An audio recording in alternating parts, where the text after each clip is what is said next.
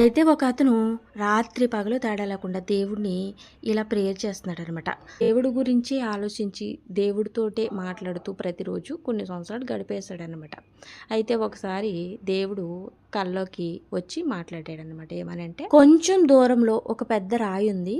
కొంచెం సపోర్ట్ మీద నిలబడి ఉందనమాట. అది నువ్వు తొయ్యి వెళ్ళి అని చెప్పాడనమాట దేవుడు. రోజు పూజ చేసుకుంటున్నాడు, వెళ్తున్నాడు, తోస్తున్నాడు, వస్తున్నాడు. ఇలాగా 3 నెలలు గడిచిపోయింది. 3 నెలలు అయ్యాక కూడా అది కొంచెం కూడా కదలకపోయేటప్పటికి కోపం, ఫ్రస్ట్రేషన్, ఇరిటేషన్ మొదలైపోయినాయి. మనిషి కదా ఎంత. ఫైనల్గా ఒక రోజు చాలా బాధపడుతూ, నేను ఎంత ఎఫెక్ట్ పెట్టినా కొంచెం కూడా జరగలేదు ఆ రాయి అని, వేస్ట్ అయిపోయింది అంతా అనేసి చాలా దుఃఖిస్తుంటే దేవుడి స్వరం మళ్ళా వినపడింది.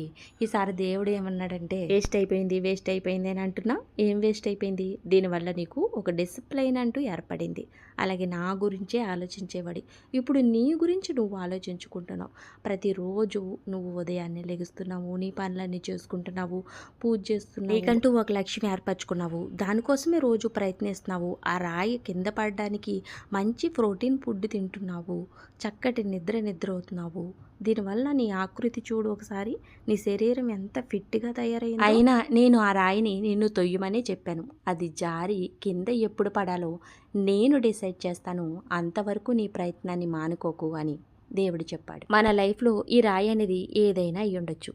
అది ప్రొఫెషనల్ గ్రోత్కైనా లేదా పర్సనల్ గ్రోత్కైనా ప్రతిరోజు వెళ్ళి ఆ పని చేయడం వల్ల ఏదో ఒకరోజు విజయం తప్పకుండా వరిస్తుంది. అందుకే అంటారు, శ్రమ నీ ఆయుధమైతే విజయం నీ బానిస అని. ఆ విజయం